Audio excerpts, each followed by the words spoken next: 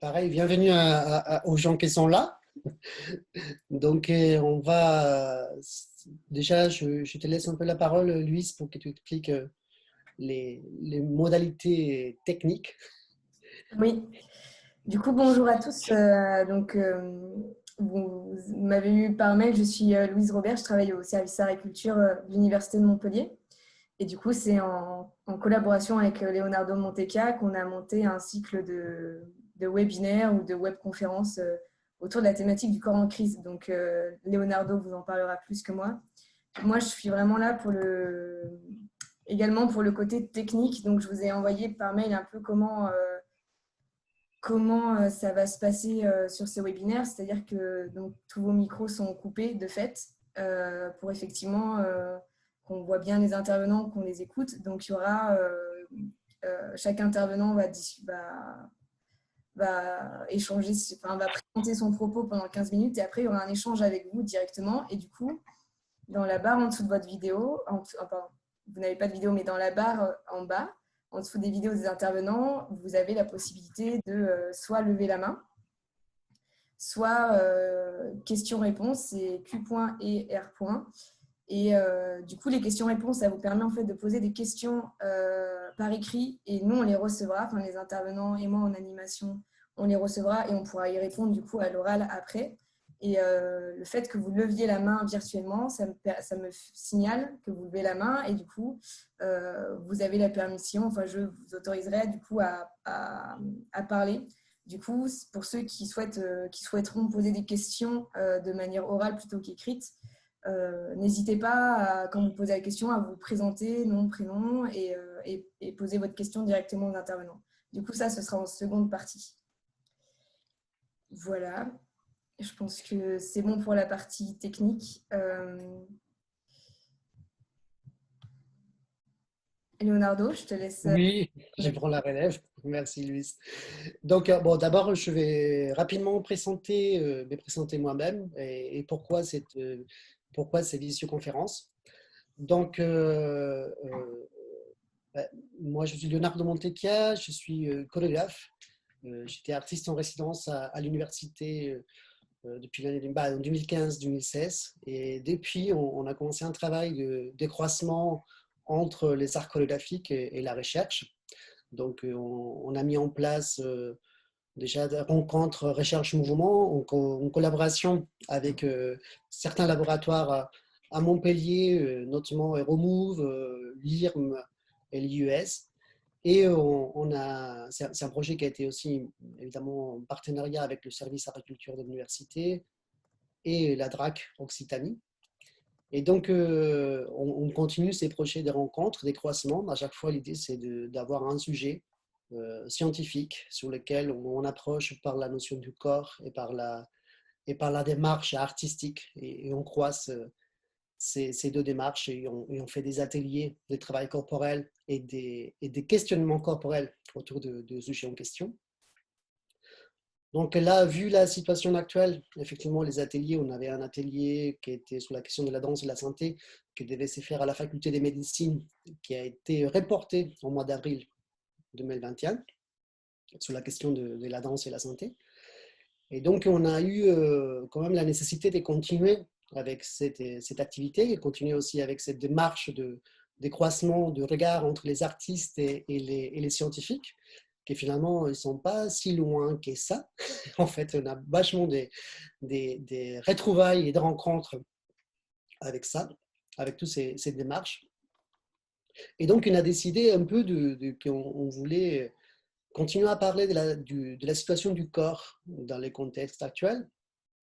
Donc, c'est là où c'est venu cette idée de ces conférences, ces webinaires sur le corps en crise.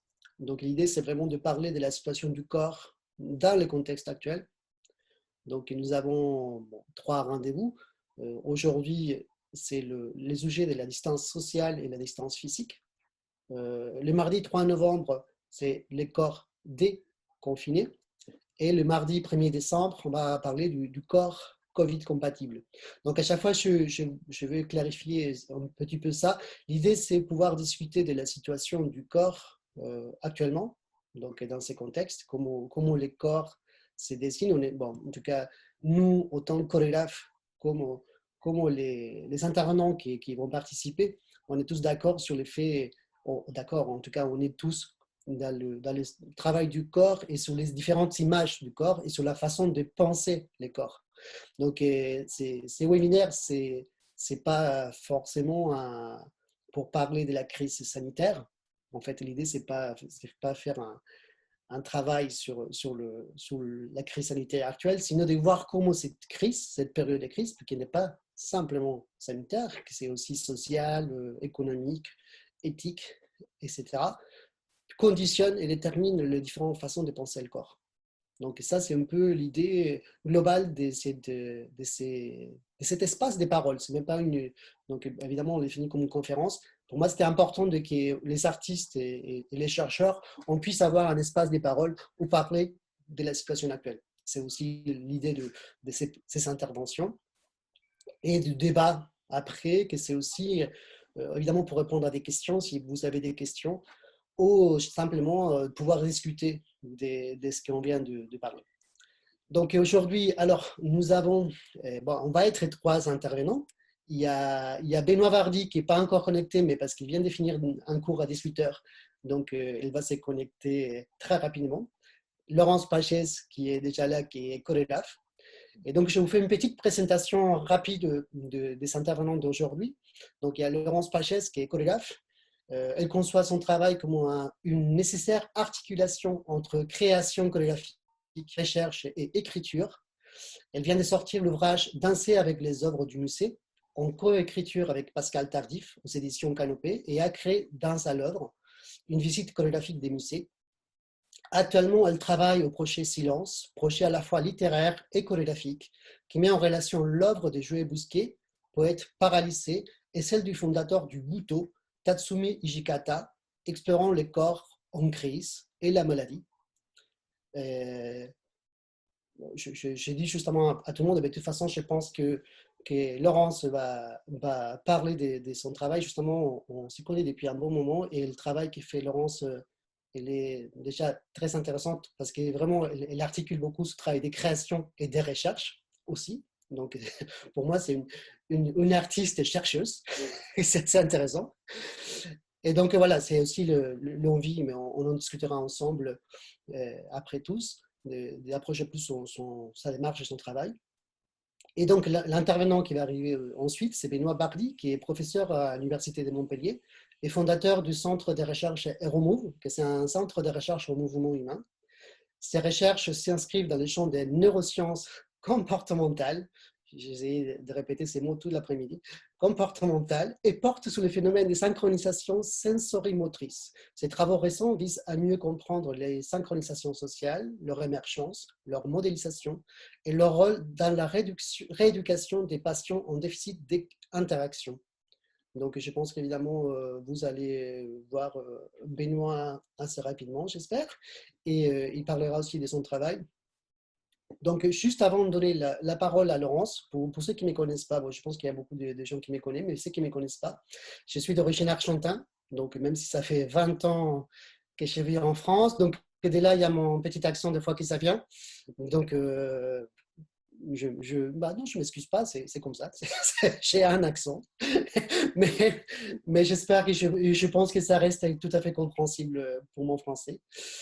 Donc voilà, donc si Laurence, tu es d'accord, je te donne la parole. D'accord, merci. Merci. Alors, moi en travaillant, enfin en discutant un petit peu avec Leonardo sur la préparation de cette conférence en ligne, on a convenu que c'était intéressant évidemment de parler de mon travail puisque il était complètement relié à la thématique. Et avant du coup de parler de distance sociale, distance physique, ça nous semblait intéressant de parler du corps en crise, puisque c'est vraiment au cœur de mon travail depuis 2 ans, presque 2 ans, et que le réel et l'actualité sont venus violemment percuter les thèmes de recherche sur lesquels j'étais, puisque en fait on se retrouve au milieu d'un corps social en crise et de nos corps en crise. Et je me suis du coup demandé comment le projet sur lequel j'étais finalement avait été une ressource d'abord pour moi de vivre ces moments, le moment du confinement ou le moment de la vie masquée aujourd'hui, et comment, en fait, par extension, finalement, que j'avais envie de me poser des questions sur comment la danse peut amener des outils pour traverser peut-être de manière moins violente en fait la crise dans laquelle on est, et que j'avais envie moi de me poser la question de qu'est-ce que la danse pouvait produire aussi comme lien, comme outil, comme ressource de résistance douce à ce qu'on est en train de traverser. Voilà. Donc, en premier lieu, je voudrais vous représenter un peu la démarche de Silence, puisque c'est de là que je vais tirer des fils.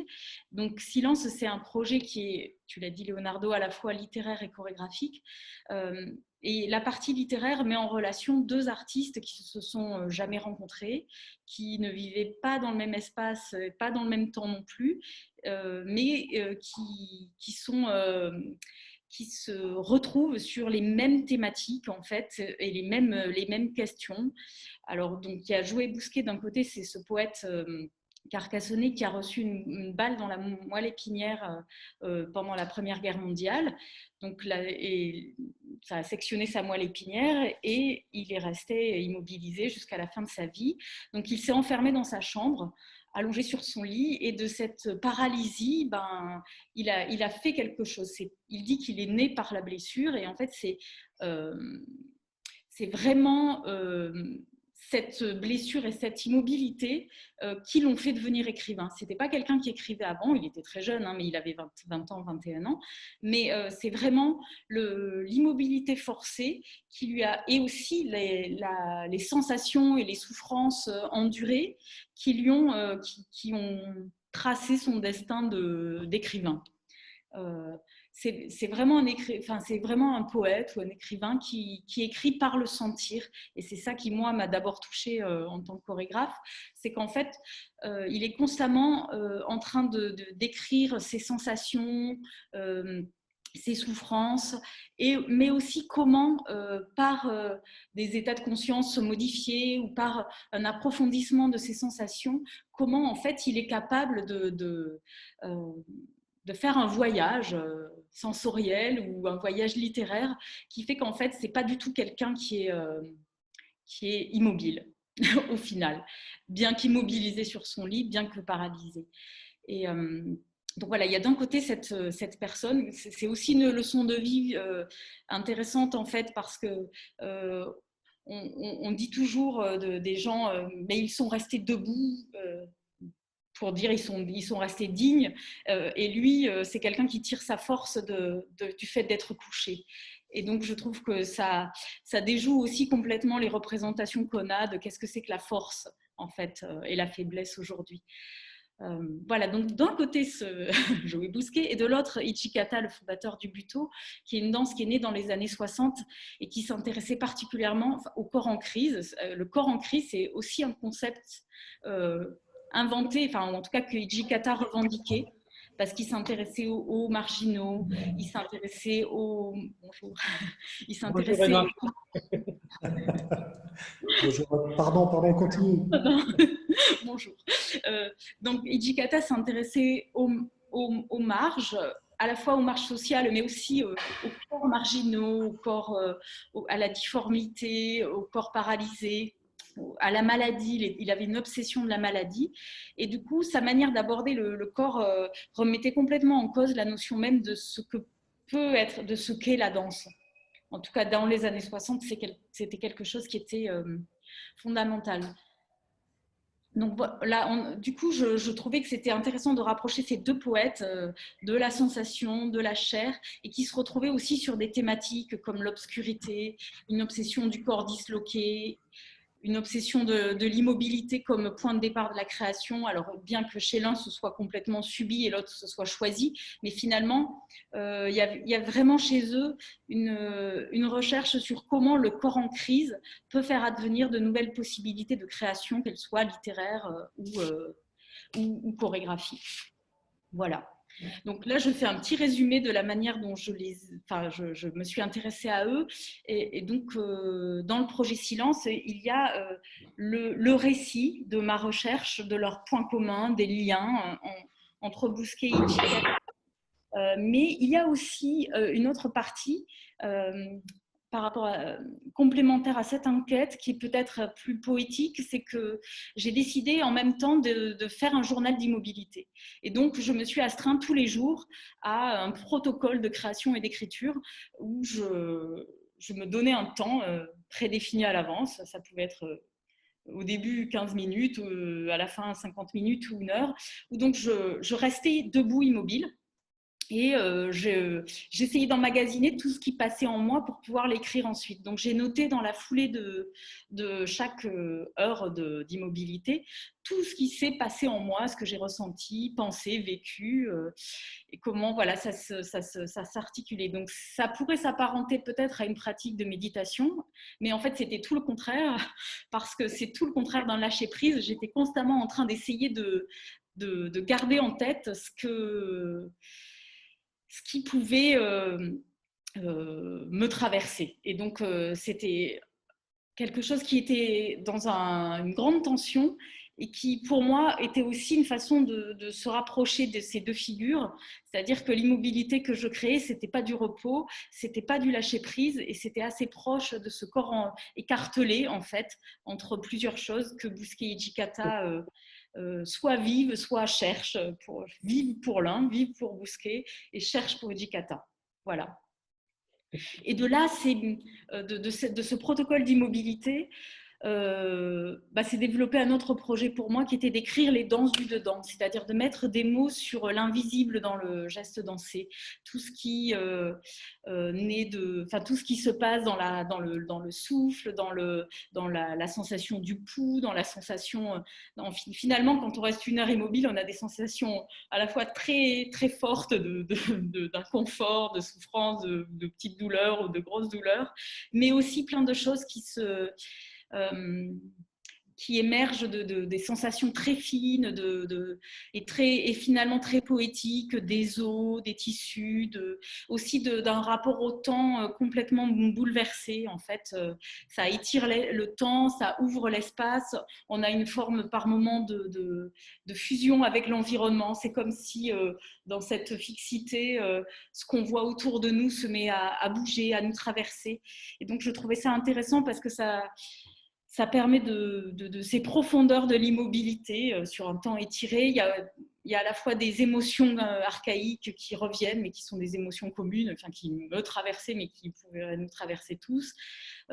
Et donc, il y a tout un monde sensible, un peu poreux, qui bouleverse vraiment le rapport habituel au temps et à l'espace. Et donc, voilà, donc ça, je voulais vous en parler parce que j'ai commencé à faire ça en 2018-2019. Et puis, pendant le confinement, ça tombe incroyable. C'était j'ai eu envie de me replonger dans cette expérience. Et en fait, c'était comme un moyen pour moi de m'approprier cette immobilité forcée. Et j'ai reconsidéré le protocole que j'avais, qui était très poétique, mais finalement comme une sorte d'acte de résistance douce ou un petit espace de liberté que j'avais envie de reconquérir sur les déplacements interdits, pour ma vie de mère avec des jeunes enfants de temps extrêmement resserré où j'avais plus de temps pour moi et j'essayais de recréer comme ça un petit espace. Et aussi, je me disais que je me mettais à hauteur ou à taille de virus, c'est-à-dire de cet infiniment petit auquel on était confronté, qui surgissait violemment dans notre monde. C'était de tirer une forme de se mettre aussi à l'infiniment petit des sensations et d'essayer de trouver une sorte d'extension des sensations. Et je continue de penser que ça reste un outil pour moi actuellement dans le moment de privation sensorielle dans lequel on est, enfin que le masque induit, que l'interdiction du toucher induit, et ben je trouve que c'est un moment individuel, mais qui me semble important de me reconnecter à ces sensations, à un temps long et à des extensions comme ça de sensations. Ça me permet en fait oui, de créer des outils qui atténuent la privation sensorielle. Enfin, ils la suppriment pas, mais en fait, ça atténue en tout cas ce qu'on traverse. Et donc c'est là que je reboucle avec cette question des distances physiques et des distances sociales. Alors moi, je m'intéresse surtout, enfin je trouve qu'on devrait s'intéresser, enfin on devrait nommer ça comme une distance physique, parce que c'est symptomatique qu'on ait appelé ça au début distance sociale. C'est qu'on vit dans un monde où il y a de telles distances sociales qu'on ne se rend même plus compte de la violence que ces distances sociales induisent en fait. Bon, je trouve ça, voilà, c'est symptomatique d'une société où les écarts sociaux sont immenses et impensés, enfin, qu'on sous-estime. Et qu'en en fait, on est en ce moment dans un processus qui est à la fois d'écartement d'extension des distances sociales, sur lesquelles je ne suis pas sûre qu'on ait de prise actuellement, et aussi des moments de distance physique. Et sur ces distances physiques-là, on a peut-être quand même des outils pour les contrebalancer. Voilà. Et donc, tout à l'heure, je parlais du pouvoir de l'imaginaire et de la sensation que la danse peut amener, qui est créateur, mais dans le rapport à l'autre, c'est vrai que je sais que Leonardo, tu vas parler de la question de l'importance du toucher, mais je me suis rendu compte que c'était vraiment, enfin que je le savais déjà, mais que dans mon travail, tout passe par le toucher, enfin, et toute la stimulation, tout le début du travail est une stimulation par le toucher. Et donc, tous les jours se pose la question aujourd'hui de comment retravailler, réinventer autre chose sans le toucher. Et finalement, il me semble qu'en danse, on parle beaucoup d'un concept, on appelle ça l'écoute. Alors pour les non-danseurs, l'écoute, c'est bien plus large que la question, que c'est juste s'écouter en fait. On s'écoute par tous les sens quand on est en danse. C'est-à-dire qu'on veut danser ensemble, ça passe par l'ouïe, mais ça passe par le regard et ça passe par une forme d'empathie et de relation, d'une attention à l'autre qui est extrêmement fine. Et c'est quelque chose que les danseurs sont constamment en train de travailler. Et je me souviens aussi d'exercices où on essayait de travailler sur, comme si on était en télépathie, on essaye d'être en communication avec l'autre. Alors, c'est pas que je crois à la télépathie, mais par contre, je crois à ce que le fait d'essayer d'être dans une connexion de télépathie peut produire chez les danseurs ou chez les personnes en général. C'est comment on arrive peut-être, par le fait d'essayer d'être à l'écoute de l'autre, finalement entrer dans une relation qui est à distance, mais qui est très fine et qui est très sensible et qui est multisensorielle, voilà, qui fait appel à tous nos sens, autres que le toucher, mais peut-être qu'on se touche à distance, voilà. Et ouais, justement, Laurent, juste parce que justement, effectivement, je pense que c'est pas anodin. On est vraiment en train de travailler sur les mêmes choses. Moi, depuis un bon moment, je développe en ce moment la notion d'être en contact sans se toucher. Tu vois, il y a une grande différence entre la notion d'être en contact et le toucher, effectivement. Mais c'est être en contact, c'est être en lien aussi avec tous ces sens aussi. Continue, excuse-moi. Non, voilà, j'allais terminer sur ça et sur le fait que pour être en contact avec l'autre, avec tous ses sens, il faut quand même être relié à ses propres sensations a priori et que je trouve qu'on est dans un moment où ce serait urgent en fait de se reconnecter à sa propre sensorialité et que c'est aussi la condition pour pouvoir entrer en contact avec les autres et toucher et être touché les autres, même dans cette distance-là. Voilà. Super. Et en plus, Nickel à niveau du temps. Ah, parfait. Merci beaucoup, Laurence. Et encore une fois, en fait, bon, juste parce que je vois qu'il y a quelques personnes qui sont arrivées un peu plus tard du début. Donc, j'ai fait une rapide représentation et parce que s'il y a Benoît qui nous a rejoint. Donc, Laurence Pachès est chorégraphe et chercheuse.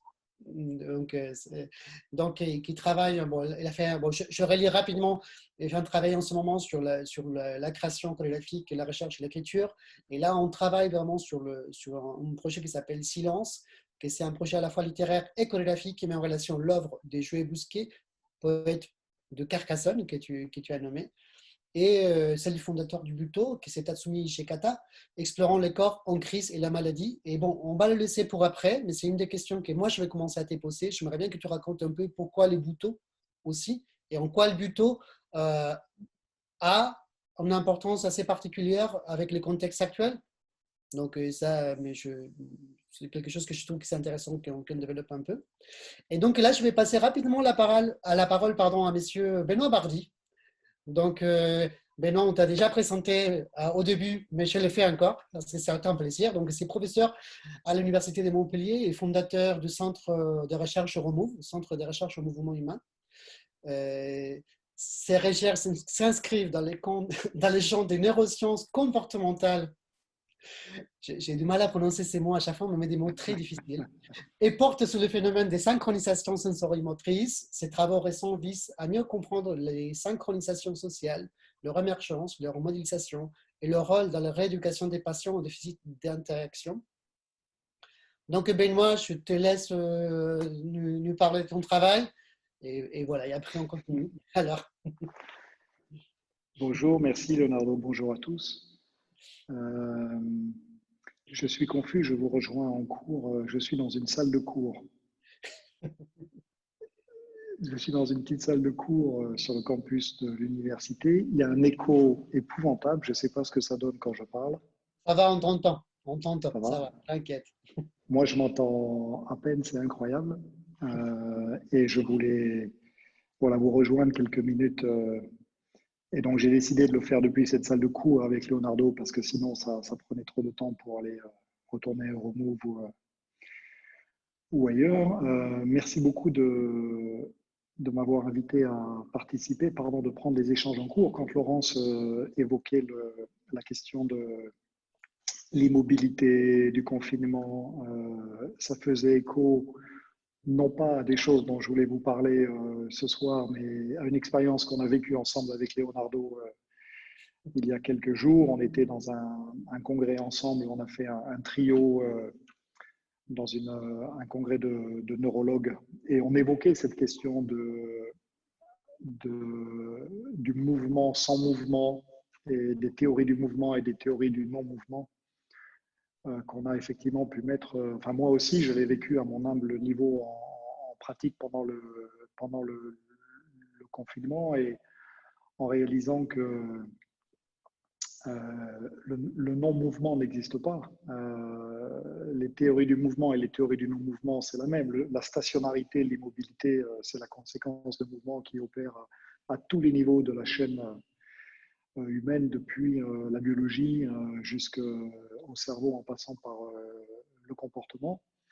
Et cette question de la distanciation physique et distanciation sociale, elle fait écho, je trouve, à cette question de la stationnarité, de l'immobilité et du mouvement. Et ce dont j'avais envie, en quelques minutes, de vous parler, c'est dans mon travail de chercheur, c'est aussi cette expérience que j'ai vécue pendant le confinement de ce dialogue entre la distance physique et la distance sociale. Je travaille pas mal sur la question des interactions sociales et de la façon dont ces interactions elles sont incarnées dans la façon dont on bouge quand on est ensemble. Quand vous prenez deux personnes qui discutent dans la rue, ou un patient et son médecin, quand on est sur le dance floor le samedi soir en dansant au rythme de la musique, Les interactions sociales, elles sont incarnées dans nos mouvements. La communication non verbale est un élément extrêmement important et structurant, y compris de notre biologie. Et le mouvement est donc à la fois un témoin de ces interactions sociales et un facilitateur de ces interactions sociales. Quand on est ensemble dans une conversation, je ne prends pas le cas de la situation sur Zoom dans laquelle nous sommes actuellement, mais une situation réelle, très vite, notre respiration se synchronise. Nos respirations se synchronisent. Très vite, certaines bandes de notre cerveau se synchronisent. Dans le cortex pariétal, par exemple, il y a des régions ici qui se mettent à vibrer en harmonie lorsque nous sommes engagés dans une relation verbale ou motrice variée. Nos battements cardiaques dans une petite fraction ici de possibilités ont tendance à se synchroniser et nos gestes se synchronisent. Donc je vois Leonardo par exemple, je vois le sourire de Leonardo, je vois la façon dont il bouge, nos mouvements de tête. Très vite nos postures quand on est ensemble en train de dialoguer dans un environnement ouvert ou fermé, nos postures se synchronisent de manière parfaitement non consciente, non intentionnelle, implicite. Et ces synchronisations ici motrices contribuent de manière importante au lien social. Donc il y a de multiples travaux en neurosciences sociales qui montrent ce phénomène que la synchronisation motrice, c'est un vecteur d'affiliation, c'est un vecteur d'accentuation de nos comportements sociaux, c'est un vecteur d'empathie qu'on a les uns pour les autres. Laurence en parlait d'ailleurs avec ses mots tout à l'heure. Je crois que ça ressemble. J'ai pas entendu, Laurence, toute la présentation, mais quelques éléments que j'ai entendus font tout à fait écho à ce point-là. Et donc, dans des situations où la distance physique est réduite, parce qu'on est dans une même salle, parce qu'on est dans la rue à quelques centimètres ou quelques mètres les uns des autres, donc les distances physiques sont faibles. Les distances sociales peuvent être faibles parce que la synchronisation de nos systèmes biologiques a pour conséquence le renforcement de notre sentiment d'affiliation. Ça, c'est quelque chose qui a été très largement documenté et que l'on va retrouver dans de multiples applications. Par exemple, dans le traitement des pathologies sociales, on travaille, nous, pas mal avec les patients qui souffrent de déficit d'interaction, les patients schizophrènes, l'autisme ou la phobie sociale. Voilà des pathologies qui sont différentes, mais qui partagent ce déficit d'interaction sociale et dans lequel le mouvement est à la fois un marqueur de ces pathologies. On voit la pathologie dans le mouvement et dans l'absence ou le déficit de synchronisation avec les gens qui sont autour de nous quand on est un patient. On est sur un continuum, hein, il n'y a pas les uns d'un côté et les autres, on est tous quelque part sur ce continuum de déficit d'interaction. Et à la fois, le mouvement, c'est un lieu de pénétration de la rééducation. On peut utiliser le mouvement ici comme un objet et une entrée ici pour la rééducation. Donc, distance physique réduite, distance sociale réduite, synchronisation motrice, on voit ces phénomènes s'opérer et ça participe ici à la réactivation ou à l'activation du lien social. Et donc, quand Leonardo m'a demandé d'intervenir, je me suis dit, tiens, qu'est-ce qui s'est passé pendant le confinement ? Qu'est-ce que j'ai vécu pour lesquels, bien entendu, la distance sociale, la distance physique s'est trouvée accrue ici. Est-ce que le lien social qui est créé par ces communications et ces interactions ici sensorimotrices ont été réduites? Et j'ai envie de répondre à cette question à la fois oui, c'est-à-dire que quand on se retrouve dans la situation où on est ensemble là, alors on n'est que 4 ou 5, mais on pourrait être, j'ai vu qu'il y avait 20 ou 25 participants, si on était tous ensemble, on a un certain nombre de phénomènes qui ont disparu. Par exemple, le balai des regards, ce dialogue ici inter-regard qui caractérise cette synchronisation biologique qui favorise le lien social, ce balai des regards disparaît. Je ne peux pas à la fois regarder la caméra, ce que je fais actuellement, et regarder Leonardo, ce que je fais actuellement. Je regarde soit la caméra, soit Leonardo. Et donc, on a appris sur Zoom, les uns et les autres, je pense que vous ne contrôlerez pas ce point-là, on a appris à déconnecter ici le regard ici sur la caméra, du regard sur les personnes avec qui on échange, et de passer de l'un à l'autre, parce que spontanément, on sent bien que regarder la caméra, c'est créer d'une autre manière le lien social dont on a besoin. Et ça, on le fait par le prisme de la synchronisation. Donc, regarder la caméra, c'est rechercher ce dialogue ici, cette synchronisation des regards que j'ai plus, que j'ai perdu, mais dont je sais qu'elle est nécessaire ici pour renforcer l'interaction sociale. Et donc, on a perdu ça. Et on a perdu, Laurence et Léonore en parlaient, ces interactions, elles passent par des médias et des médiums ici sensoriels qui sont très différents. Bien sûr, la vision, bien sûr, la motricité, on parlait des regards, les expressions faciales, etc. Bien sûr, par l'audio, par le son. Le son ici véhicule ces mêmes phénomènes. On peut synchroniser nos postures à la fois par la vision, mais également par le son. Et la danse en est un bon exemple. Mais évidemment, nos autres sens, le toucher, ici, qui est un vecteur quotidien dans nos interactions. Alors, je ne parle pas de la danse, hein, je parle dans notre vie quotidienne. Il y a des toucheurs et des non-toucheurs, il y a des contacteurs et des non-contacteurs. Il y a des gens, moi je suis comme Leonardo, quand je discute avec les gens, on a besoin de se toucher, on a besoin de s'attraper, parce que quoi? Ben parce que ça participe à cette interaction sociale, et parce que le toucher va créer des informations qui sont perçues et renvoyées par la personne en interaction, et qui vont faciliter ces synchronisations et ces comportements prosociaux. Tout ça a disparu. Moi, je suis avec un certain nombre de collègues en Europe actuellement on est en train de rédiger, en réponse à des appels à projets, un projet de recherche justement qui vise, à partir d'interfaces comme Zoom ou des systèmes de visioconférence à distance, d'essayer de retrouver ça. Donc faire en sorte que, par exemple, on puisse conserver ce balai des regards en mettant 2 caméras, par exemple, ou en déplaçant la caméra ici dans l'écran, de telle manière que l'on puisse, par exemple, je peux mettre la caméra au niveau des yeux de Leonardo et parler à Leonardo en facilitant ici, en permettant ce dialogue qui a aujourd'hui disparu, en mettant des interfaces haptiques ici qui permettent de se toucher. Et elles existent, ces interfaces. Elles existent aujourd'hui. Elles sont expérimentales, mais elles existent. Ça ressemble à des petites boules, des petites sphères avec qui sont bardées de capteurs, avec lesquels on peut interagir, et qui font, quand je touche ici, on sent le toucher de l'autre côté. Et on va aller voir se généraliser dans les mois, je pense, dans les mois à venir. Voilà, qui permettent à ces interactions de fonctionner. Donc, je ne veux pas être très long, mais c'est juste pour dire qu'on a perdu tout ça. Et donc, la distanciation physique, si on la résume, ce n'est pas bien sûr la seule façon de la résumer, mais si on l'opérationnalise en termes d'interface web comme celle que l'on a actuellement,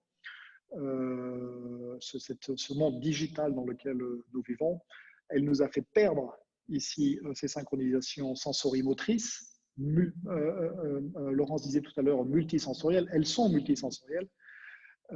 Elles sont multisensorimotrices, donc on en a perdu un certain nombre, et en les perdant, on a réduit ces phénomènes de synchronisation, et en réduisant ces phénomènes de synchronisation biologique, le social synchronise la biologie, du coup en retour, la biologie a perdu un peu d'interaction sociale.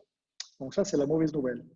La bonne nouvelle, c'est qu'on en a malgré tout conservé un certain nombre, et moi j'ai été scotché vraiment pendant cette période, de voir, malgré ces difficultés, la capacité que nous avions à maintenir ces comportements prosociaux, y compris par la communication non verbale.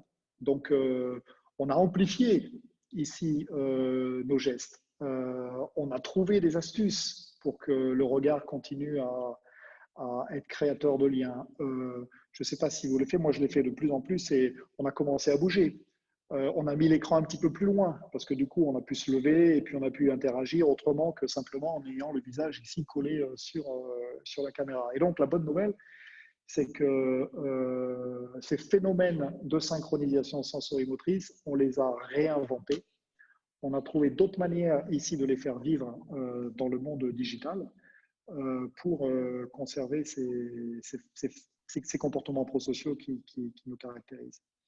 Voilà. Et alors, voilà, c'est tout ce que je voulais dire. Je l'ai vécu dans mon univers quotidien ici de chercheur, puisqu'on a recréé les expériences on fait pas mal d'expériences de synchronisation à Euromove, dans le labo. On a, depuis le printemps, plus pu les conduire telles qu'on les faisait habituellement. Et donc, on en a réinventé quelques-unes de ces expériences dans le monde digital. Ou par exemple, donc, si je demande à Leonardo, si Leonardo, tu prends ton doigt et tu me suis. Tu me suis, tu me suis, tu me suis. Voilà. Donc, Et après, bon, tu sais qu'on est face à face, donc. tu me suis. Et maintenant c'est moi qui te suis. Tu improvises et moi je te suis.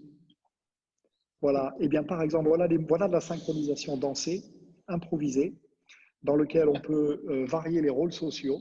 Donc, il peut y avoir un leader, il peut y avoir un suiveur, on peut improviser avec un effecteur ici qui est extrêmement simple. Bien sûr, ça peut être dans des dimensions multiples, ça peut impliquer l'ensemble du corps. Et donc, des expériences de synchronisation à distance, on peut malgré tout continuer à les explorer, à regarder les conséquences de ces phénomènes de synchronisation pour le comportement social, y compris lorsque la distance physique est importante. Quand on passe dans le monde digital, des choses restent possibles. Et donc, mon message de fin, c'est pas que je souhaite voir la réalité disparaître et être remplacée par une réalité digitale. C'est pas du tout ce que je veux dire, mais que malgré tout, moi j'ai découvert au plan personnel, mais y compris dans ma vie de chercheur, la possibilité d'être à la fois socialement proche et en étant physiquement distant, et de continuer de réfléchir à ces liens entre les synchronisations sensorimotrices et le monde social, y compris lorsqu'on est éloigné physiquement les uns des autres. Voilà. Super, Benoît. Et en fait, c'est marrant parce que je vais rebondir sur ta fin parce que c'était justement mon début. Étonnamment. En fait, justement, c'est la question de. Moi, il y a deux choses qui m'ont beaucoup interpellé dans cette situation, dans ces contextes particuliers. Et c'est la question, effectivement, bon, effectivement, je pense qu'en France, c'est pas pareil partout dans le monde, mais en France, on a utilisé une terminologie qui est assez. Il n'y a pas longtemps, je parlais de la notion de la perversité des mots et des discours. Donc, est-ce que c'était volontaire ou que c'était une erreur ou pas de parler des distances sociales quand en fait on est en train de parler des distances physiques? Et donc, justement, sur la question de qu'effectivement, pour tenir cette distance physique, il faut vraiment s'approcher à la distance sociale. Donc, le corps social doit être vraiment serré pour tenir à notre distance physique. Donc, je pense qu'il y en a. En plus, je pense que ce n'est pas anodin. Bon, en général, on dit bon, il y a quelqu'un qui a une mauvaise idée. J'ai lu un peu, je me suis renseigné un peu. Et donc, aussi, on parlait justement sur la question de que c'est une mauvaise traduction parce que les termes distance sociale, ça venait aussi de l'anglais. Et qu'effectivement, en anglais, il n'y a pas la même notion de social, et pourtant la notion politique qu'il y a en France, en français. Et dans les langues latines, hein, en espagnol, c'est pareil. Et donc, cette histoire à quel moment on a mis le corps, évidemment, sur la notion d'une distance de société. En distance, évidemment, distance sociale aussi, ça parle de classe sociale. Ça parle de genre, ça parle de plein de choses qu'on met dans la notion de social qui n'ont pas forcément avec la distance physique. Et que finalement, on est dans une paradoxe. On est dans une paradoxe où la distanciation physique ne peut pas se tenir, ne peut pas se supporter si la distance sociale n'est pas approchée. Et effectivement, comme toi, en fait, pareil, bon, effectivement, on est tous sur l'espoir de que cette situation, c'est une situation temporaire. On verra combien ça dure, c'est temporaire. C'est aussi, c'est pour ça que aussi, même autant les artistes comme les chercheurs, on est en train de dire, bon, moi, pour le moment, effectivement, ça m'a fait découvrir plein de des nouvelles stratégies. Je pense que c'est une des choses sur lesquelles autant les chercheurs comme les artistes on se retrouvent, où il n'y a pas d'empêchement, tout est de nouvelles stratégies, nouvelles façons d'inventer. C'est pour ça que je disais à Laurence, moi en ce moment je travaille beaucoup sur la question d'être en contact sans se toucher. Comme on parlait avec Lénois sur le congrès de neurologie et sur la question j'ai beaucoup aimé ce que tu as parlé, Laurence, sur l'invisible dans le geste, donc tout ce que c'est immobilité la danse, que j'appelle moi la danse interne, tu vois, tout ce qui est cette idée qu'on est tout le temps en train de danser, plutôt la danse, c'est une façon de penser son corps, une façon de penser le mouvement, son mouvement. On est tous des danseurs, hein, on est tous, en tout cas moi je suis convaincu de ça. Et de comment ces situations va redéfinir aussi les relations entre les autres. Donc effectivement, ces moments-là, effectivement, quand on m'a proposé de voir si on pouvait faire les ateliers de art corps sciences, des recherches et des travaux corporels, c'est une journée entière en visioconférence, moi je dis, pour moi ça c'est pas possible. Mais par contre, on peut vous proposer autre chose. On peut essayer de faire une nouvelle conférence. Et là, par exemple, bon, voilà, Laurence est à Paris, Benoît est dans sa salle de classe à Montpellier. Moi, je suis dans mon bureau à l'EDEV. Et je sais qu'il y a des personnes qui sont connectées en ce moment, qui nous regardent d'Argentine, ils sont à 15 000 km.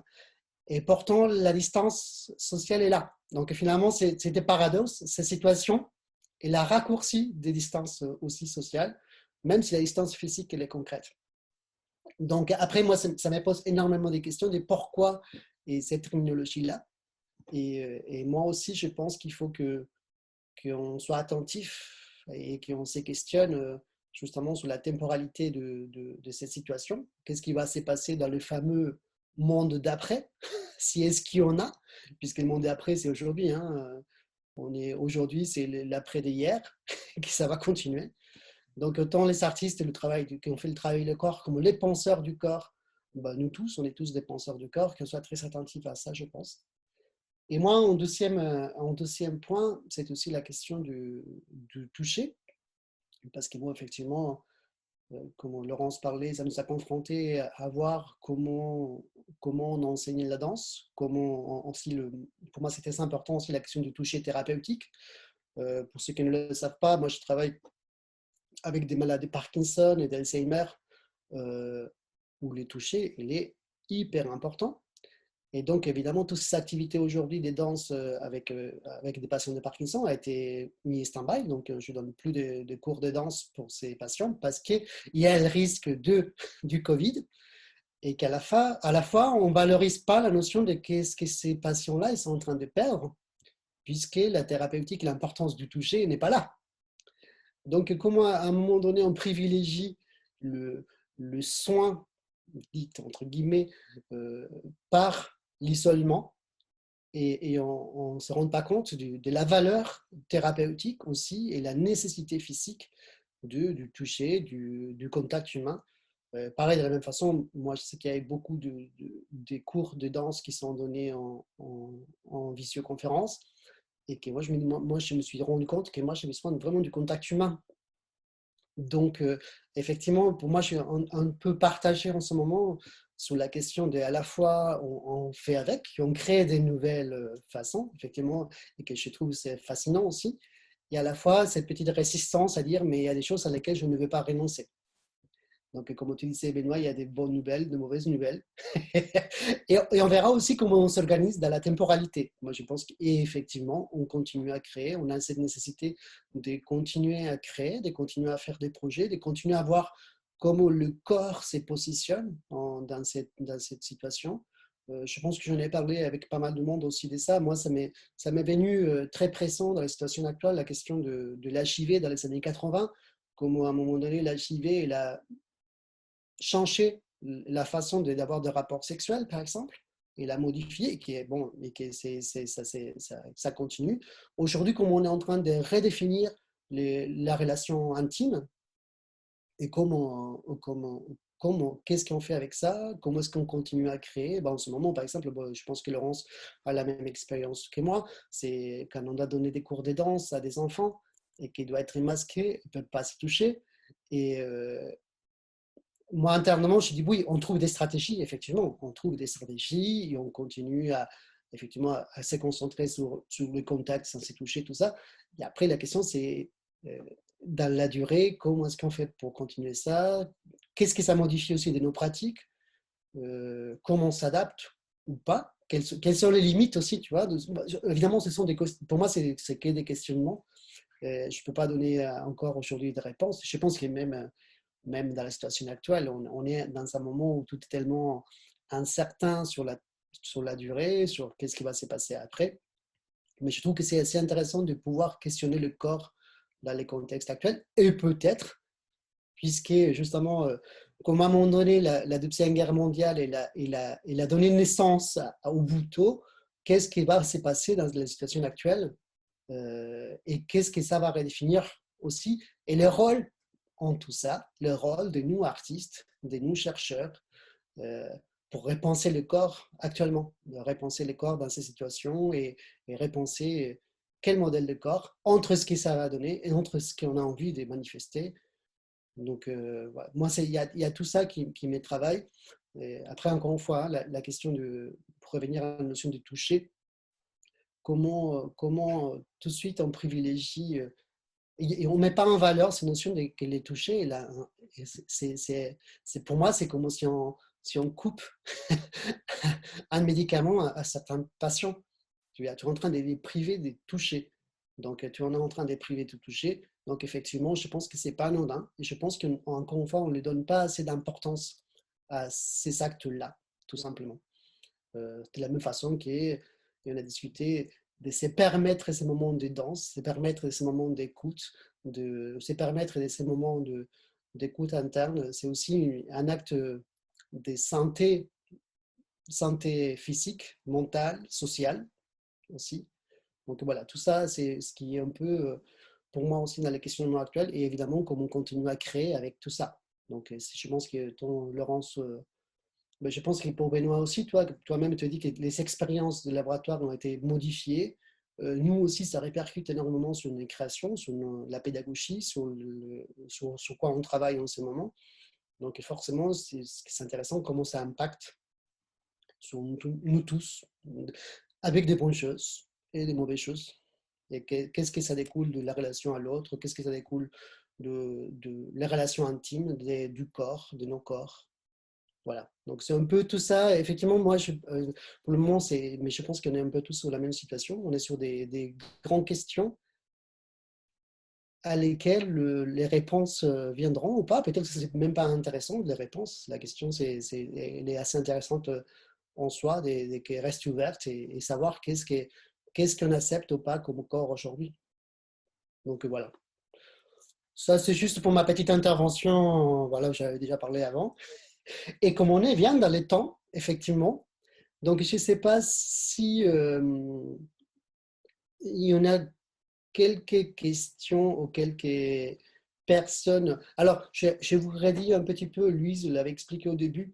Donc, si les personnes qui sont là veulent ou bien lever la main pour intervenir, ou bien poser des questions par écrit, vous pouvez le faire.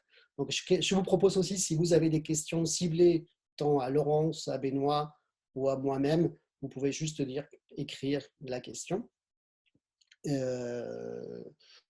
Voilà, je ne sais pas, Luis, si c'est toi tu as quelque chose là en cours comme questionnement. Je pense qu'il y avait quelqu'un qui avait levé la main. Tu peux me dire? Oui, il y avait Luisella Tamieto qui avait levé la main. Oui. Donc, je ne sais pas si vous voulez prendre la parole. Est-ce que vous pouvez cliquer virtuellement sur la main? Sinon, je vois qu'on a une notification question-réponse qui vient de se Quelqu'un qui poser. parle justement du corps et spirituel. Ben oui, évidemment. Voilà. Mais justement, c'est ça justement qu'on parle aussi. On est d'accord?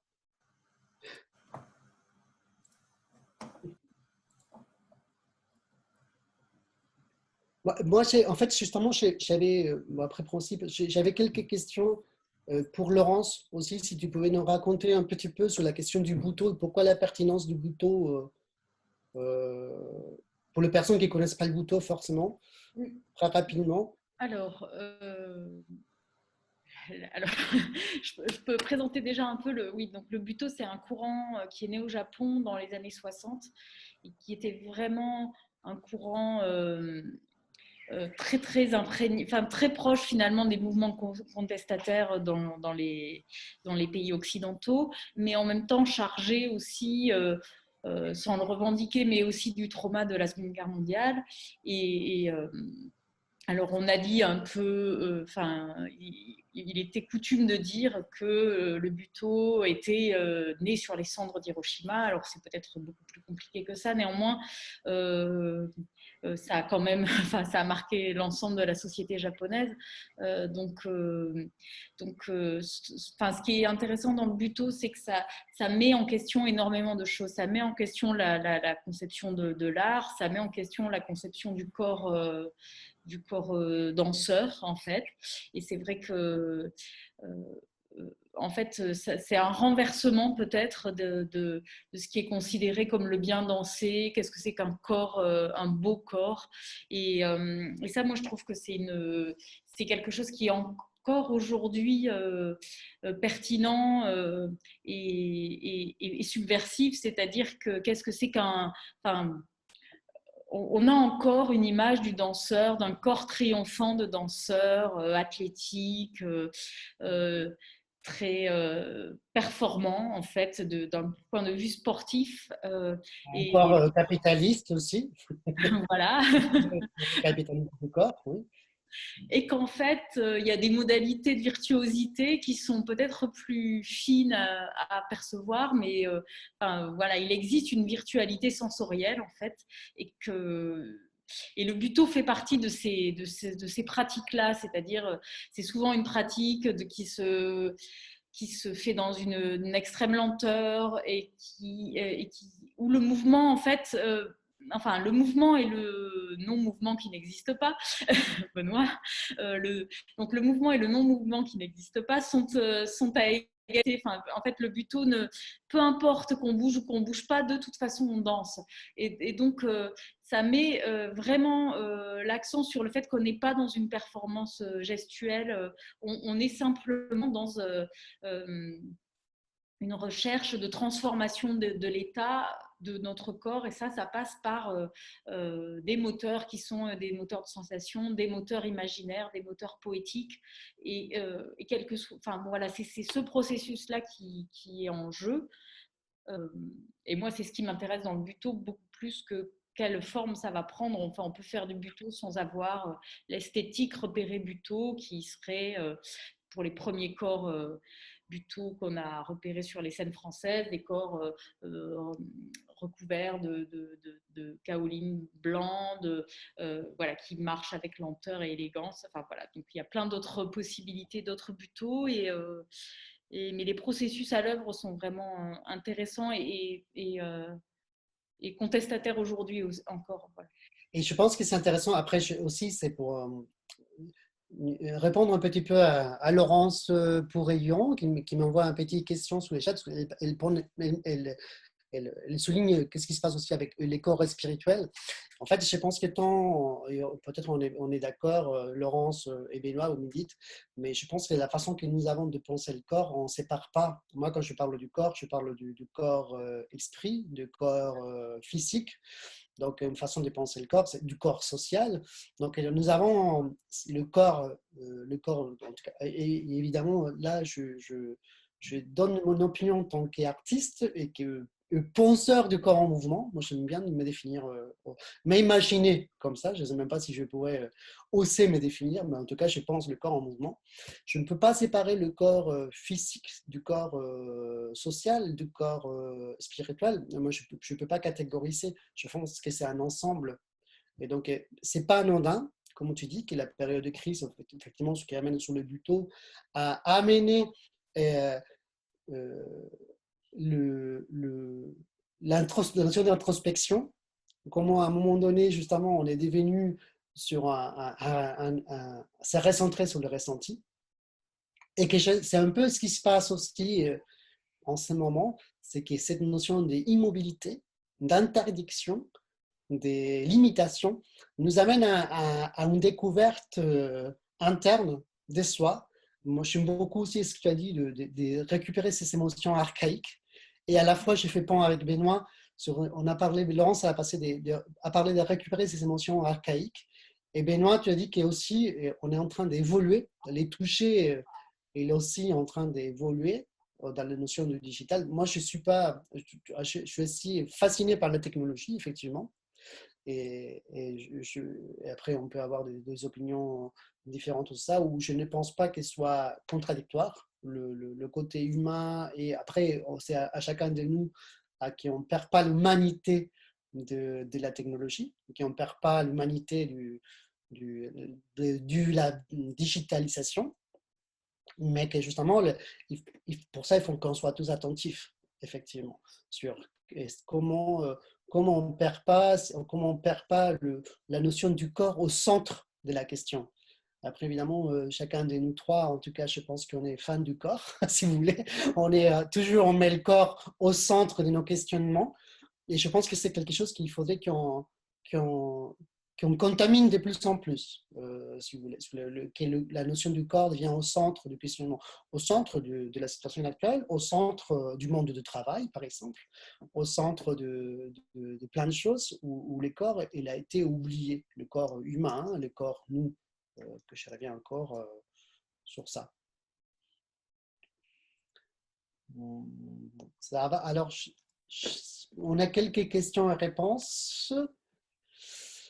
Ah, il y a quelqu'un, je ne sais pas si tu dois aller voir, Laurence, quelqu'un qui dit que c'est très intéressant l'idée de s'émettre à la taille du virus.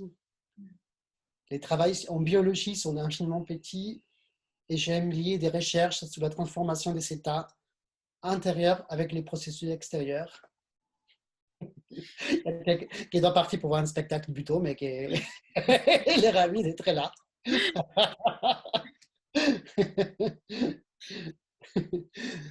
Donc sinon, alors je ne sais pas s'il y en a encore des questions. Je peux dire un mot. Oui, vas-y Benoît. Léo, oui. Ça résonne toujours autant ici. J'aime bien l'idée que mais le corps spirituel, moi, je ne sais pas trop quoi dire sur cette question-là, même si je suis profondément convaincu que la spiritualité est incarnée dans la façon dont on bouge et que peut-être différentes spiritualités liées à différentes cultures, parfois, pas toujours, c'est pas complètement orthogonal, ça puisse se voir et s'appréhender, se comprendre dans les communications sensorimotrices entre les gens. Mais je voulais évoquer deux choses sur donc, distance physique, distance sociale pour rebondir sur les propos qui viennent d'être évoqués. C'est que donc, je disais, les phénomènes sensorimoteurs décroissent avec la distance physique de manière assez claire. Plus on est éloigné spatialement et perceptivement les uns des autres, et plus cette distance ici instaurée réduit ces phénomènes de synchronisation qui ont ces vertus sociales. Et en même temps, il y a cette rupture du monde digital qui fait en sorte que d'un seul coup, paradoxalement, la distance physique disparaît. Et donc, on peut être en Argentine, à Paris, à Montpellier ou de l'autre côté de la Terre. Si on se retrouve dans ce monde digital, paradoxalement, il y a ces phénomènes d'interaction sociale ici peuvent se libérer dans certaines conditions de la distance physique. Et que donc, je ne pense pas qu'il faut les envisager comme des substituts. Le monde digital et les phénomènes sensorimoteurs et sociaux qui les accompagnent, ces mondes digitaux ne sont pas des substituts ou ne sont pas simplement des substituts au monde réel dans lequel nous avons l'habitude d'interagir, mais pour moi sont des moyens de créer de nouvelles expériences. Et par exemple, sur la question du toucher, sur la question du mouvement, sur la question de la communication, sur la question du regard dont on parlait tout à l'heure. On a ici, on a juste ici des outils, on a juste ici des nouvelles façons d'interagir que l'on peut utiliser pour des expériences scientifiques telles qu'on peut les faire dans le labo, mais des expériences humaines, des expériences de création. Alors, je ne sais pas si des chorégraphies, je ne sais pas si le monde de la danse et de la chorégraphie se retrouve sur Zoom aujourd'hui. Est-ce que ce monde digital devient un espace de création artistique comme il devient un espace de création scientifique ou comme il devient un espace de création de nouvelles relations sociales qui sont permises par, ou qui sont voilà, permises par le digital. Est-ce qu'on peut réagir un petit peu là-dessus? Est-ce qu'il y a des expériences de création ici artistiques, chorégraphiques, de performance ici dansées que le confinement et que les outils numériques ont révélé? Alors, je pense que on l'a pas mal vu. C'est pour ça que je disais, moi, je suis à ce niveau-là, je suis assez encore en, en réflexion. Si je ne peux pas donner une réponse. À la fois, bon, ça a explosé à niveau de vidéos, surtout sur les réseaux sociaux.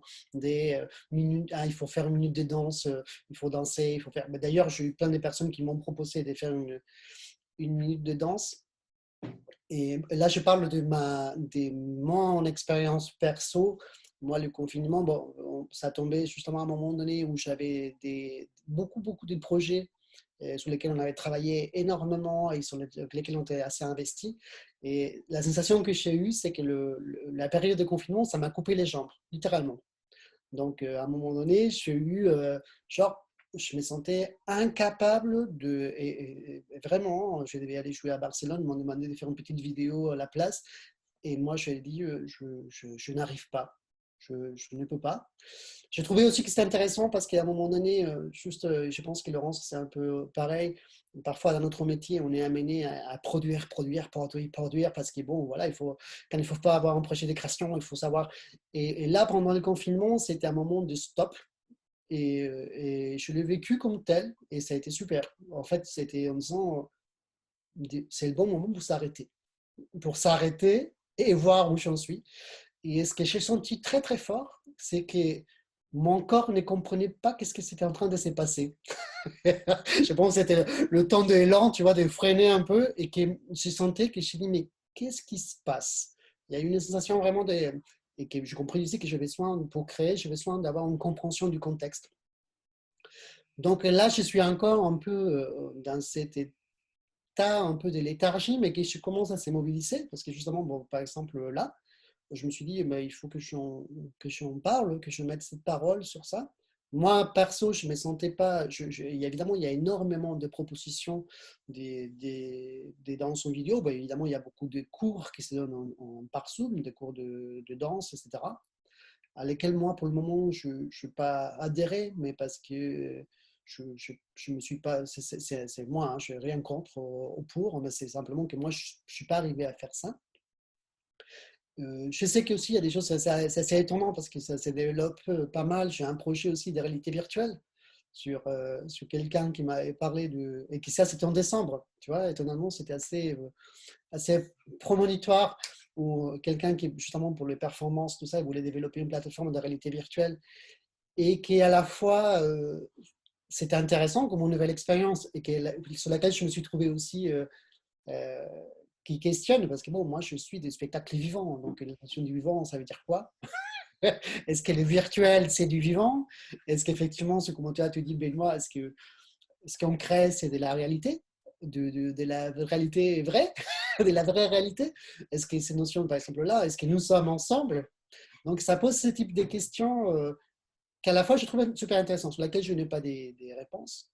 Effectivement, je pense que c'est une question pour moi en tout cas perso, de durée. Aujourd'hui, je suis je suis toujours sur les processus de création. D'ailleurs, justement, moi, je suis parti sur un truc complètement différent à Laurence. Moi, justement, on est en train de mettre en place une création sur une performance qu'on avait fait sur le cannibalisme amoureux. Donc, je suis parti à la totale animalité, à vouloir créer cette notion de l'objet du désir et de dévorer. En fait, j'ai eu une nécessité de questionner de dévorer des corps. Donc, tu vois, comment on est sur un autre type d'introspection.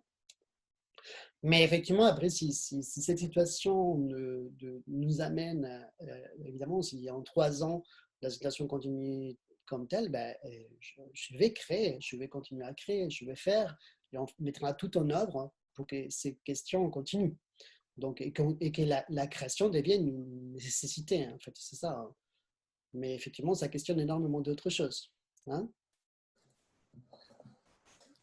Alors, oui. Oui, Leonardo, Oui. il y a 2 remarques. Une première dans les questions-réponses de Lily. Lily, Oui. si tu veux la partager avec tout le monde. Oui, alors, vous l'avez, ce qui m'interpelle pour ma part, donc c'est la distance physique supplémentaire imposée par le port du masque et la difficulté pour un enseignant d'accueillir et de prendre en charge de nouveaux élèves, bah oui, qu'elle ne connaît pas sans les masques, difficulté de synchronisation et donc difficulté d'instaurer rapidement une empathie propice à la transmission du savoir. Difficulté de décrypter les émotions du visage qui donnent des informations précieuses sur le niveau de compréhension du cours et les mauvaises interprétations que nous pouvons être amenés à faire en nous concentrant uniquement sur le regard. Un froncement des sourcils peut traduire une incompréhension, mais aussi simplement un état de concentration important. La différence est pour ma part apportée justement par la partie du visage qui est sous les masques. Il me semble que travailler avec des élèves que nous connaissons des années précédentes est plus simple, comme si la synchronisation des corps qui a eu lieu avant facilité le travail des transmissions. Je ne sais pas si j'ai bien lu, en fait, ça va? Si. Benoît, tu as quelque chose à dire à ces propos ou... J'ai beaucoup de choses à dire. Ah. Oui, malheureusement, je vais me faire mettre dehors, moi. Ok, tu vas devoir partir. Non, j'ai quelques minutes, mais je vais me faire mettre dehors ils vont fermer le campus. Mais j'ai de l'année quelques minutes, je pense. Oui. Non, c'est très intéressant. Je suis en parfait accord avec le commentaire de Lily ici. C'est vrai que c'est une catastrophe. C'est une catastrophe. Ce masque pour la communication, la synchronisation, l'interprétation, la compréhension. Et que bien sûr, il n'y a pas que le regard. Les émotions faciales ici, les informations qui sont données dans le facial qui sont masquées par le masque. Il y a pas mal de travaux, hein, d'ailleurs, pas simplement depuis le Covid. Les masques, comme vous le savez, sont utilisés énormément en Asie et il y a déjà eu pas mal de travaux sur la comparaison entre les situations d'interaction sociale, particulièrement dans l'éducation. Il y a eu plusieurs travaux là-dessus en comparant les Western countries avec les pays asiatiques pour montrer qu'il y avait des différences, qu'il y avait des incompréhensions qu'il y avait d'un côté et pas de l'autre. Donc oui, c'est une catastrophe. Il y a beaucoup de choses que l'on perd. Et en même temps, et c'est un peu ce que ces études révèlent, mais je pense qu'on l'a vécu les uns et les autres, c'est qu'on a appris avec le masque à se comprendre autrement. Alors peut-être le temps de l'éducation ou que la finesse de l'interaction dans la classe fait qu'on n'est pas encore sensible à ces invariants.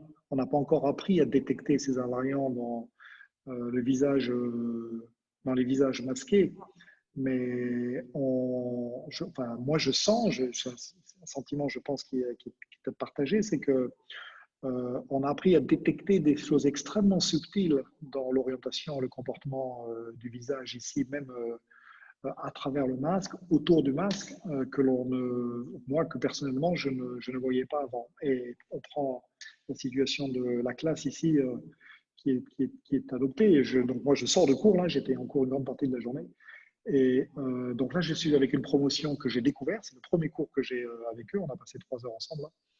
Et entre le début et la fin, les uns comme les autres, sous le masque, je pense qu'on a appris à détecter des choses que l'on ne voyait pas avant.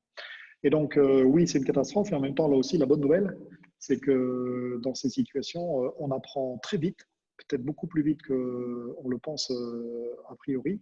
qui fait que finalement, si le monde d'avant, si le monde d'après ne ressemble pas au monde d'avant et que on l'espère pas, mais si on vit masqué de manière plus régulière, on peut quand même s'en sortir. Après, c'est pour ça que pour moi, en fait, il y a quelque chose qui semble clair, c'est que nous sommes dans une situation de crise. Et c'est pour ça aussi qu'on est en train de faire cette conférence.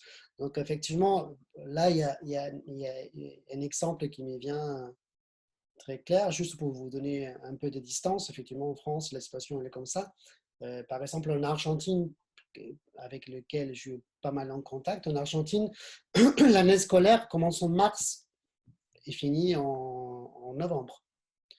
Et l'Argentine a été confinée en même temps que la France. Et ils sont toujours confinés. Ça veut dire qu'il y a eu, il n'y a pas longtemps, j'ai fait une conférence avec des élèves de STAPS qui ne se connaissent pas, qui en fait, ils ont eu une année scolaire entière en visioconférence. Donc, effectivement, la situation n'est pas idéale. Et en plus, imaginez des étudiants en STAPS qui ont été. Donc, après, effectivement, j'ai parlé avec les enseignants qui me disaient, mais je suis admiratif de leur courage aussi, d'avoir tenu. Donc, en fait, voilà, il ne faut pas oublier que nous sommes dans une situation de crise et que c'est une crise mondiale. Donc, effectivement, et en plus, il y a un sujet que j'avais noté et sur lequel on n'a pas parlé, mais qui est juste pour le nommer, la notion de la proxémie. Bon, la proxémie, c'est la science aussi de la question de l'approche, de la notion d'intimité.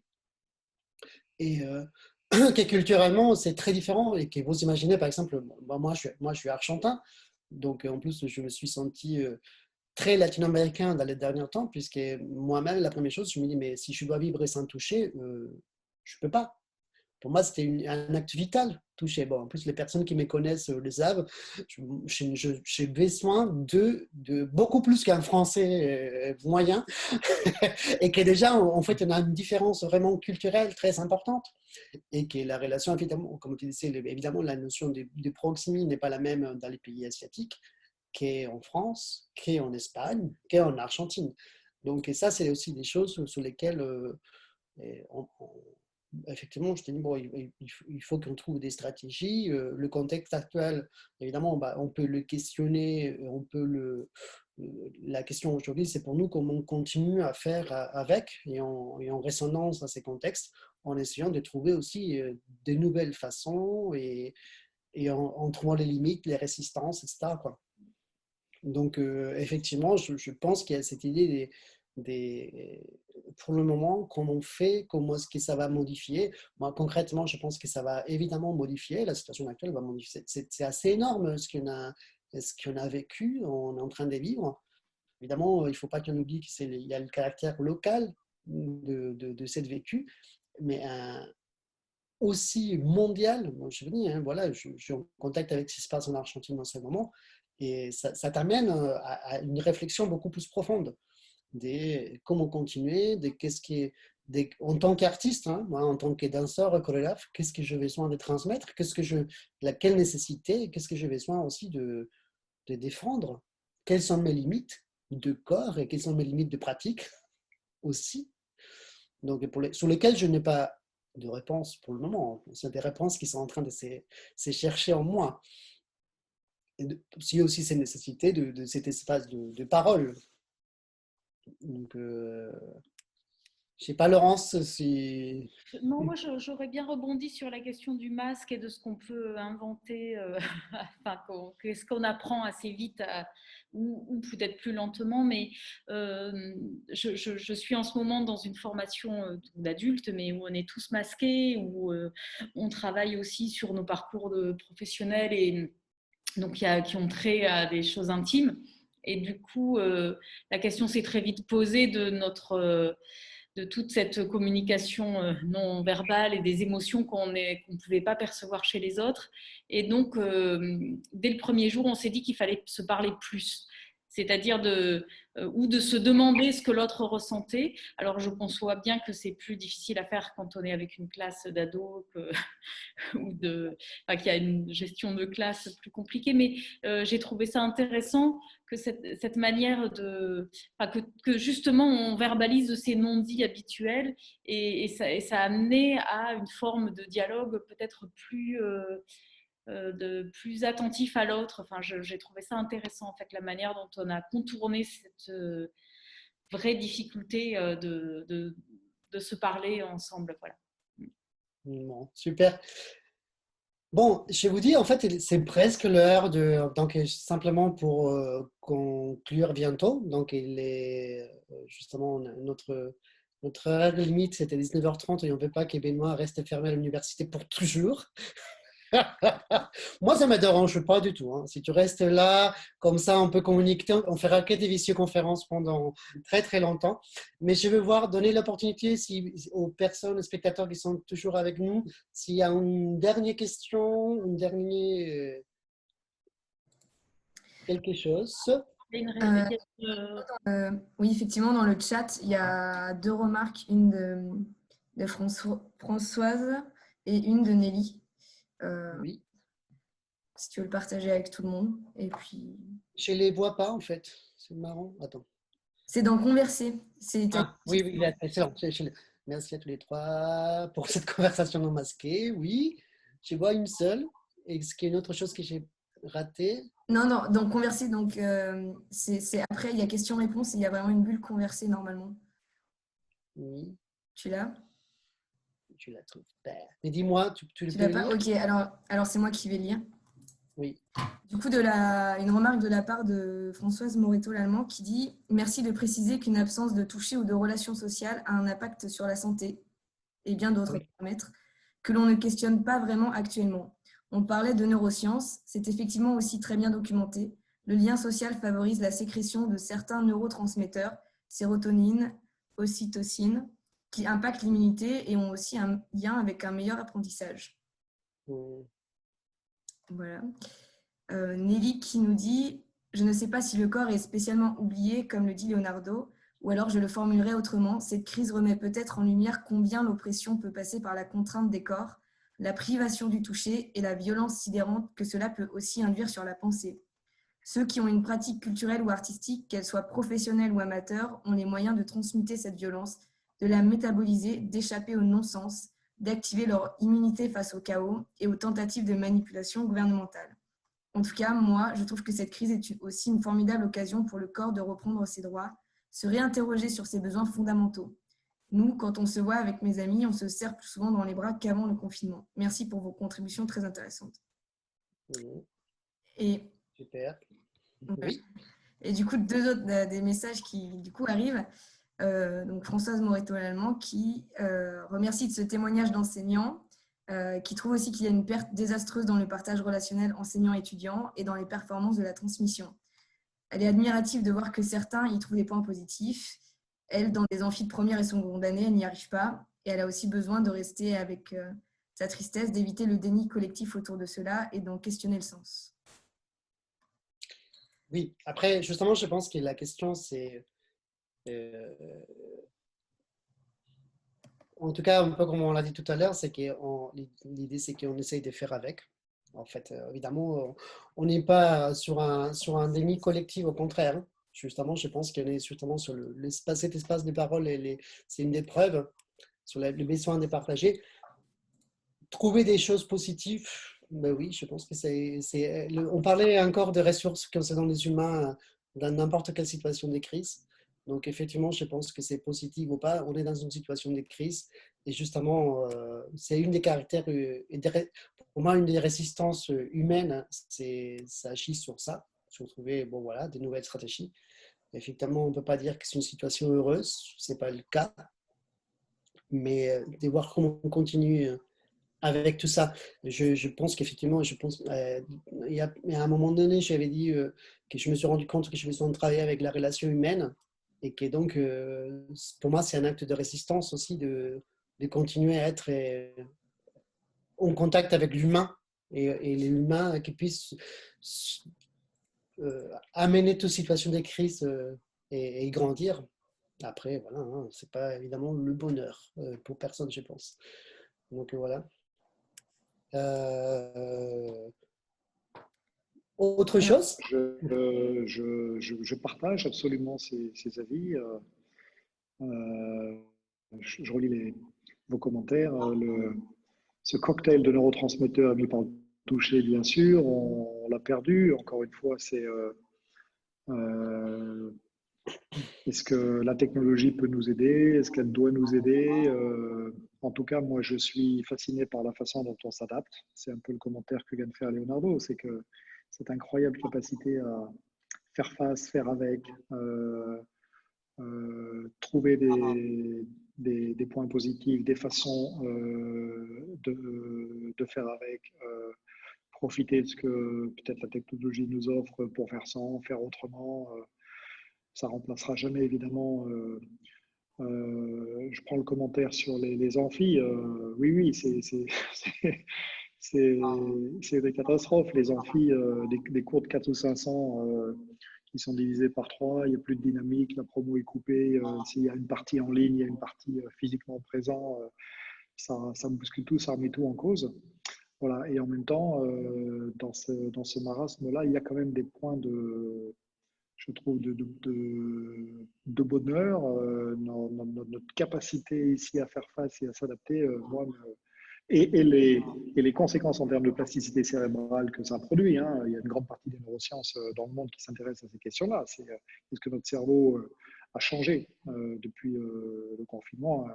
C'est des questions qui sont posées, il n'y a pas de réponse aujourd'hui, mais cette capacité à nous adapter, faire face, est pour moi un miracle de la biologie humaine tous les jours. Une dernière parole, Laurence? Non, mais je partageais aussi, enfin oui, je partageais beaucoup des commentaires qui viennent d'être faits, et en particulier sur la question de la violence qui passe par les corps, enfin, et voilà, et que c'est aussi par une réappropriation de nos capacités sensorielles qu'on peut peut-être résister à tout ça. Voilà. Alors après, dit comme ça paraît très individuel, mais je crois que c'est aussi un élan collectif. Enfin, voilà, je pense que tout ça doit aussi passer par quelque chose de très collectif. Donc, mais ce que vous disiez sur l'adaptation, c'est quelque chose d'important, parce que j'essaye de. C'est comme si ça fonctionnait plus là, 1 heure et demie après, dans mon cerveau.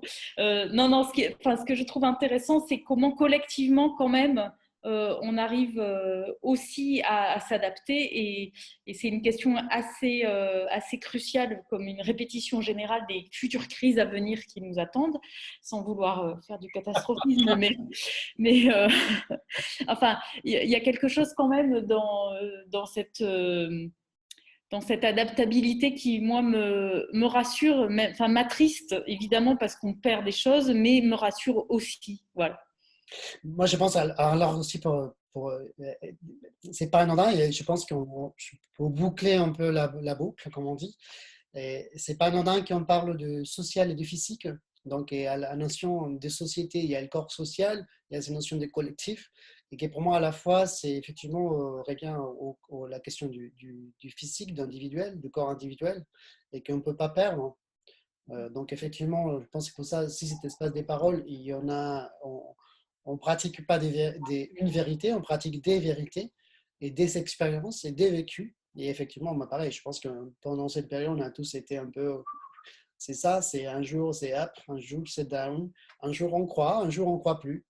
Et on est aussi dans cette recherche et dans ces questionnements. Donc, effectivement, il y a la notion des tristesses qui est là pour certains, tout le temps. La notion de aussi se connecter avec cette envie de continuer à communiquer, de continuer à parler, de continuer à vivre, de continuer à être proche malgré les distances physiques.